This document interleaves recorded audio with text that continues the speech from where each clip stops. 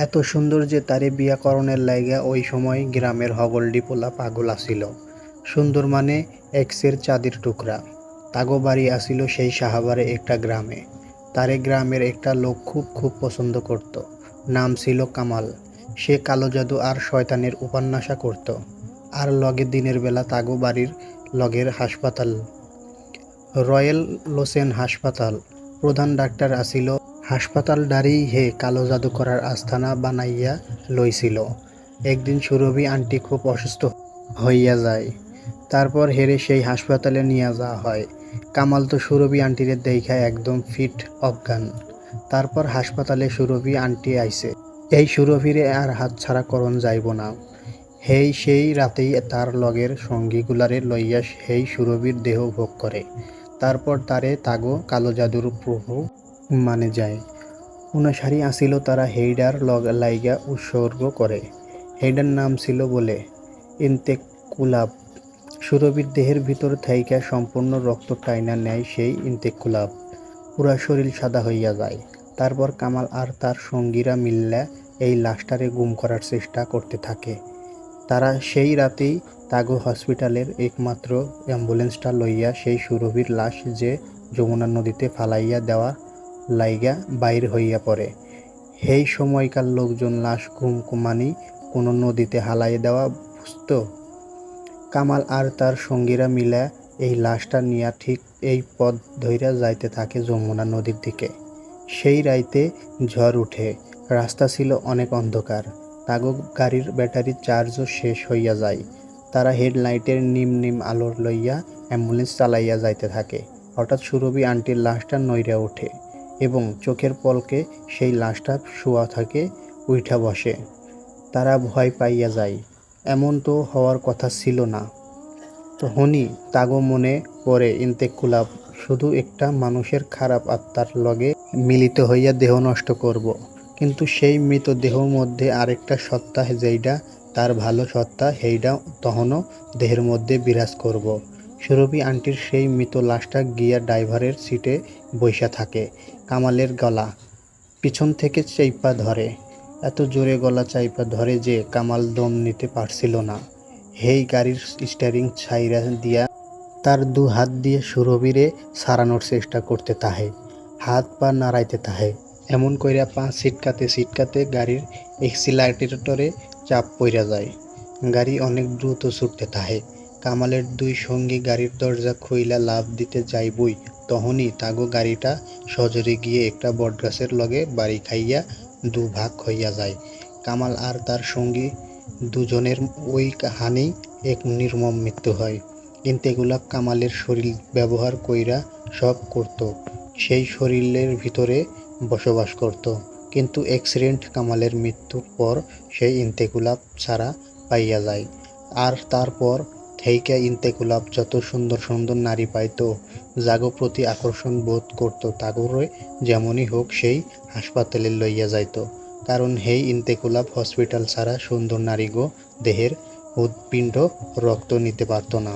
হাসপাতালে কোনো মতে লইয়া যাইয়া সেই লাশ থেকে রক্ত নিয়া তার জীবন সময় বৃদ্ধি করত। যেই নারীগুলোরেই সে নিত সেই নারীগুলো বিবাহিত ছিল। কারণ অবিবাহিত কুমারী নারী করে এই কিছু করতে পারত না। তাই বিয়া হওয়ার নারীগুলোরে আগে আহত করত। তারপর সেই নারীর স্বামীর কাছে পরিচিত কেউ সাইজা সেই নারীরে এই হসপিটালে ভর্তি করত। তারপর হের উপন্যাসর কাজ শেষ হইলে মাইয়াডারে মাইরা ফেলত আর সেই পুরাতন অ্যাম্বুলেন্সে সেই নারী আর তার স্বামীরে আইনা এই রাস্তায় মাইরা ফেলত। আর যারাই মারা যাইত তারাই পরে ইন্তেকুলাবের সাথে যুক্ত হইয়া যাইত। এতে কইরা সে আরও শক্তিশালী হইত। এখন আপনি এই রাস্তা দিয়া যাইতেছেন, আপনি কোনো ব্রেক করবেন না, সামনে যাই হোক না কেন গাড়ির স্পিড বাড়াইয়া দিয়া স্টিয়ারিং শক্ত কইরা ধইরা থাকেন। তাড়াতাড়ি এই রাস্তা পার হন, নইলে আমাগো মৃত্যু প্রায় নিশ্চিত। তাড়াতাড়ি করেন। মুস্তাকিমের মুখ থেকে পুরো কাহিনীটা শোনার পর নজরুল মিয়া ভয় হতে থাকে। সে গাড়ির স্পিড বাড়িয়ে দেয়। এই রাস্তায় ইন্তেকুলাবের অনুসারীরা দৃষ্টিভ্রম করিয়া গাড়ির দুর্ঘটনা করায়। তাই নজরুল মিয়া কোনো কিছু নজর না দিয়া গাড়ি নিয়ে এই রাস্তা থেকে বের হওয়ার দিকে মনোযোগ দেয়। কুয়াশা ভেদ করে দ্রুত বেগে ছুটে চলতে থাকে ট্রাকটি। মুস্তাকিম দোয়া দরুদ পড়তে থাকে যেমন তাদের সাথে কোনো কিছু না হয়। তখনই তারা সামনে দেখতে পায় একটা পুরনো অ্যাম্বুলেন্স ঠিক তাদের দিকেই ছুটে আসছে, যেন আরেকটু হলেই মুখোমুখি সংঘর্ষ হয়ে যাবে। মোস্তাকিম চোখ বন্ধ করে ফেলে। নজরুল মিয়া স্টিয়ারিং শক্ত করে ধরে গাড়ির গতি আরও বাড়িয়ে দেন। অ্যাম্বুলেন্সটা এসে তাদের গাড়ির ভেতরে দিয়ে চলে যায়। তার মানে এইটা দৃষ্টিভ্রমণ ছিল। নজরুল মিয়া সাথে সাথেই গাড়ির সাইড লুকিং গ্লাস দিয়ে তাকিয়ে পিছনে দেখতে থাকে। সে দেখে কয়েকটা মৃত আত্মা তাদের দিকে তাকিয়ে আছে। তখনই মুস্তাকিম এক নজরে চিৎকার দিয়ে ওঠে, নজরুল সাহেব! লুকিং গ্লাস থেকে নজর সরিয়ে তখনই সামনে তাকান। সাথে সাথে একটা বটগাছের সাথে সজোরে বাড়ি খায় ট্রাকটা। ট্রাকের সামনের অংশ একদম দুমুচড়ে ধূলিসাৎ হয়ে যায়। দুর্ঘটনাস্থলেই মৃত্যু ঘটে মুস্তাকিম আর নজরুল মিয়ার। তখনই আমরা ট্রাকের পিছন দিতে তাকিয়ে দেখি কিছু আত্মা তাদের দেখে এক পিশাচরূপী হাসি দিতে দিতে হাওয়ায় মিলিত হয়ে যাচ্ছে। চারপাশে আবার নীরব হয়ে যায়। একটা পাখির ডাক পর্যন্ত শোনা যায় না, শুধু থাকে দুমুচড়ে পড়ে থাকা ট্রাকটা। প্লিজ আপু, তানিয়ার লাশটাকে ভিতরে নিয়ে যেতে দিন না। এই লাশটা আমরা রাখতে পারবো না। আপনি এই লাশটা নিয়ে দ্রুত এখান থেকে চলে যান, বলেই নার্স ভিতরে যেতে থাকে। তখনই রাতুল নার্সের পা ধরে অনুনয় করে বলতে থাকে, প্লিজ আপু, এত রাতে আমি তানিয়ার লাশটা নিয়ে কোথায় যাব? আমি কথা দিচ্ছি, আমি সকাল হলেই এই হাসপাতাল ছেড়ে চলে যাব। প্লিজ আজকের রাতটা তানিয়ার লাশটা ভেতরে রাখতে দিন। নার্সটা তারপর পা ছিটকিয়ে রাতুল হাত ছাড়ায় আর বলতে থাকে, এই লাশটা ভিতরে হাসপাতালের ভিতরে ঢুকবে না, মানে ঢুকবে না।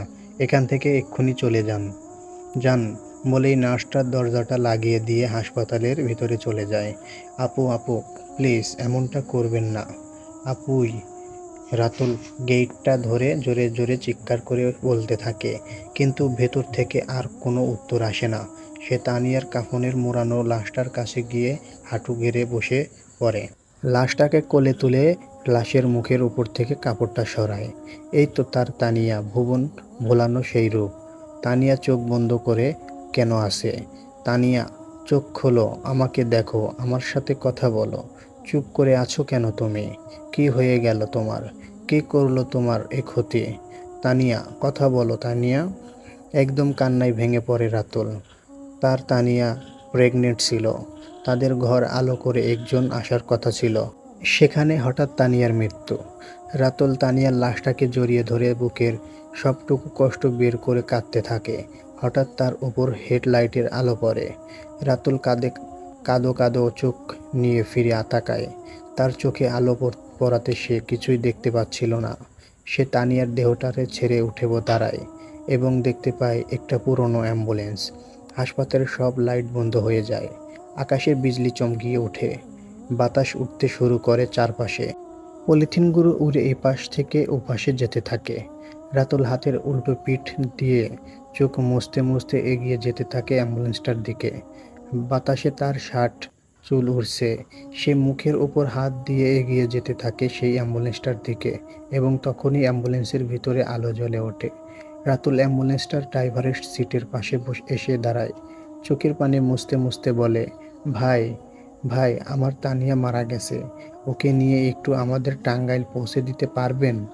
আমার কাছে টাকা আছে, আপনি যত চাইবেন দিতে পারবো, কিন্তু প্লিজ না করিয়েন না। তখনই সেই ড্রাইভারটা মুখ উঠায় এবং রাতুলের দিকে তাকায় বলে, হ্যাঁ অবশ্যই, লাশটাকে নিয়ে আসুন। রাতুল সাথে সাথেই চলে যায় তানিয়ার লাশটা আনতে এবং আমরা দেখতে পাই সেই ড্রাইভারটা আর কেউ নয়, ছিল শাহরিয়া। তার ঠোঁটের কোণে ফুটে উঠেছিল এক রহস্যময় হাসি।